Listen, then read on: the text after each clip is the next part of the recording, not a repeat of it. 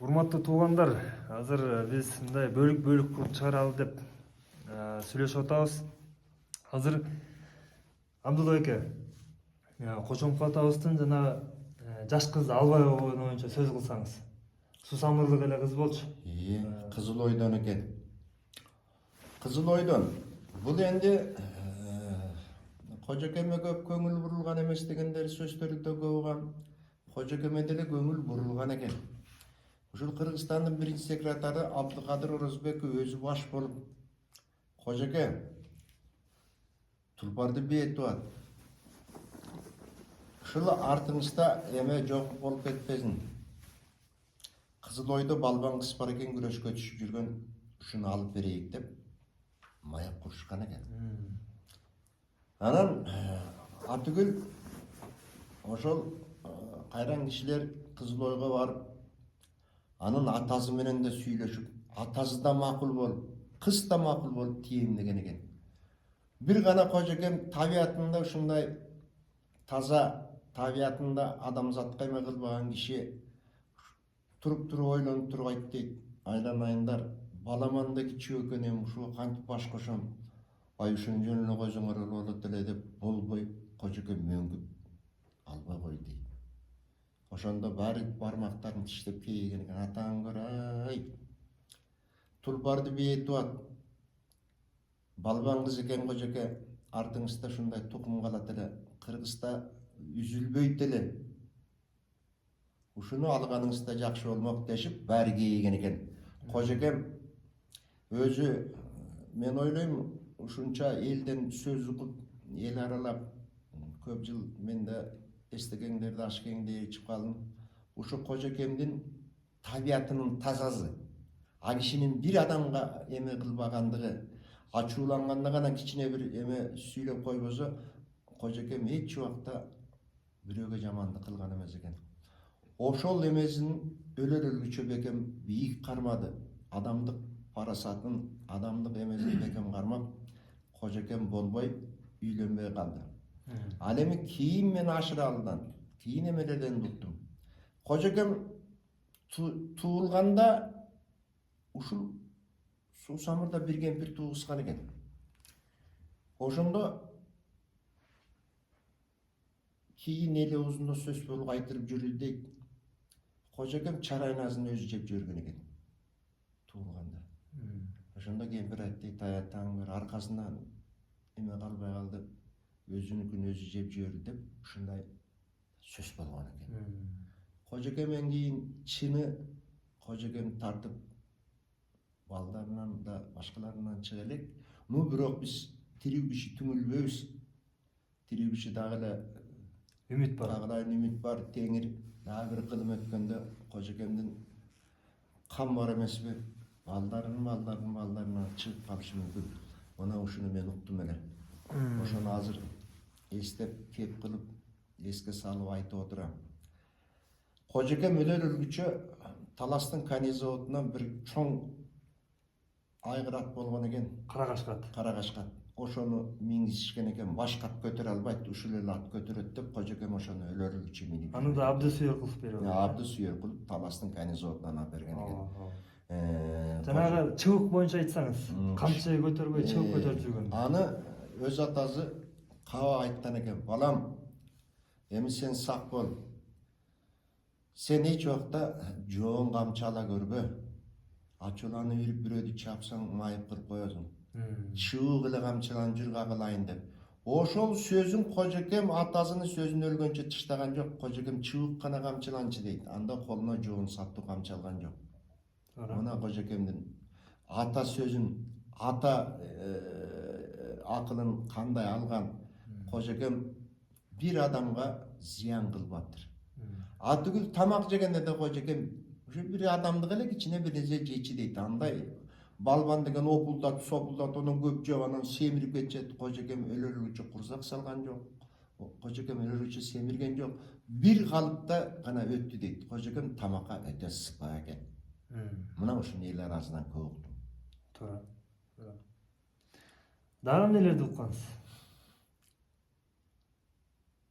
Бир иретинде мага бир жерде отуруп kalın elge tamaşa salıp süylep atıp ошондо Ашыралдын айтканын угуп калдым. 1900 бул Ашкем өзүнүн айтуунда 1942-жылы филармонияга өтүптүр. Ошондо бир күндө өттүк Төлөш Турдалиев экөөбүз. Төлөш деген ырчы бар эле Таластан деп Ашкем айтчу. Мен айдыман ал Төлөш Турдалиевди мен жакшы тааныйм. Төкөмдүн күмүш жиптей болгон үнү бар, кооз ырдаган ушундай мыкты ырчы болгон. Анан ошол экөөбүз 1942-жылы жайдын күнү өттүк дейт. 47-жылы Молду баса мусулманкул, Осмонкул бөлө бала. Дагы ушундай ырчылар бар, көпбүз.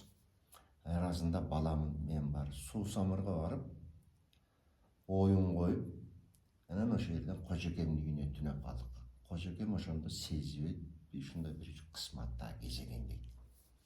Муну Ашырал Айталиев. Муну Ашырал Айталиев айтып атат. Анан ошондо Молду баса мусулманкулда Манас өзү Семетейчи деп койчу дейт, анан Манасты да жакшы айткан. Молду баса Молдокем эми Семетейди кыйын айткан. Анан өзү акындыгы да бар. Мукмуш эле киши болчу дейт. Бир жерде мен сурадым дейт. Молдоке ушул кадырдаңкыңыз канчалык бар десем, бир жерден күлдүрүп айтты дейт. Ушул апкамда эле бар кадырым деп. Анткени нарынга баргандан баштап Молду басаны сыйлабаган жер жок эле дейт. Молду басан өтө кадырлуу киши болчу дейт. Анан бий күнү бар шаңкылдап ырдаган.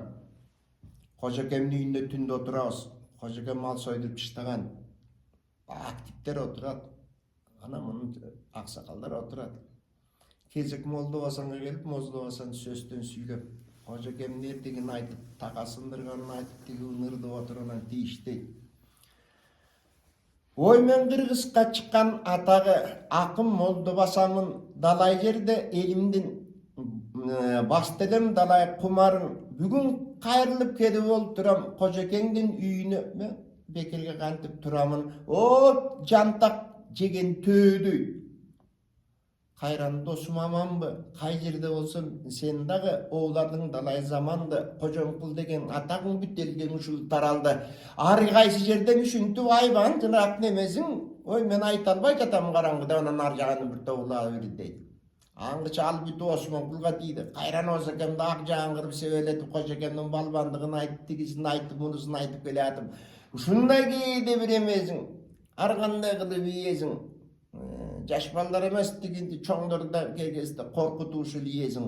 Кармап каласың алкымдан. Анан мындай этип сага сүйлөнгөн киши тартынган деп ушул бир тоогун кошуп атат дейт. Элдин баары каткырып атат. Кожокем деп эле күлүп коет, башка сөзү жок. Ушу түн жарымы болуп калды. Кой жатып эз алайык, эртең дагы оюн коебуз дешип. Анан жатка келип, эшикке конокко дазы кылып чыгышып келип кайра жатышты. Ошо кезде Кожокем тамашасын анан баштады дейт. Мен келген конокторум үстүн өзүм жаап, сылап кетчү элем да ушинтип келип, бир Молду басаны бир кабыргадан алып тамашалап. Молду басан өзү экилүү киши эле ай деп бакырып түндүк болуп түйүлдүп. Кудай бетин салбаган эм, күлбөгөн киши жок. Чырак жалт деп өчүп кайра күйгүзүп деп эметип атабыз. Осмонкулдун бутун сылап коюну менен келет, Осмонкулдун бутун тартып өргөнчө бармактан кармап калган экен. Осокемди бакырды кашкылактай чыңырып. Бармаган жара кармап коюптур дечи эле. Маазын ичине кан толуп кетти деп ашырат. Кожокем тамашасын анан түндө көрбөдүкпү? Кожокем ушинтип эркелетчи. Кожокем ушинтип тамашалачы деп. Ушулардын айтып аткандарын укчу элем. Ой, канча көп сөздөр талаа кетти. Ай Кудай, ай, бала кезим улам уктап калам. Ал мени түртүп отуруп койсо, ой, буларга бунун кереги жок. Булар деген аткаруучулар, исполнитель, бура эртең сен акынсың, мунуларды ук, жатта, булсак эртең кереги тиет десе, мен ошол аксакалдар жаман көчүрүм. Уктатпаган кандай неме эле деп, кишини уктасам болбойт беле деп. Кайран көп сөздөр талаа кетти. Кожокем жөнүндө мен уккан сөздөр көп эле. Эмезиме келгендерин улам айтып отурам. Дагы эзиме келгенде айтармын айланайын оразалы. Кожокем Кыргыз каттын кашкасында таанымал. Энди андай балбан, андай батыр. Эми Кыргызстан бизде төрөлөр. өткөндө бир байка айтат. Кожоңкул болгон төбөрө төп келген балбан турбайбы дейт. Кээ бирөөнүн бою бар дейт. Бирок салмагы жок дейт. Итирейт. Кээ бирөөнүндө салмак бар, бой жок дейт. Кодойт дейт. Кээ бирөөнүндө бут жагы жакшы дейт, өйдө жагы анча эмес дейт. Айтор бир кемчилиги бар дейт да. Же болбосо жанагы бырбыйып, тырбыйып, кебетеси да бир шумдуктуудай болот дейт. Кожекең сулуу дагы, эми эркекти сулуу деп айтпайса керек. Мындай бир өңдүү киши болгон. Эми Кожекем чынында, Кожекемди өткөндө бирөөлөр жазыптыр. Мен ошону окуп саар кичине мындай апыртман токтосо болмок. Кожекем бою 2 метр 30 сантиметр болгон дейт. Жок, андай болгон эмес. Мен угушумда ошол илдигеки, ошо кайран жанагы Абдыкадыр Орозбектер бул кишинин боюнда, салмагында бәрин тарткан. Ошондо ошолордун тарткан эмелерин мен окуп калганымда Кожекемдин бою ошол 2 метр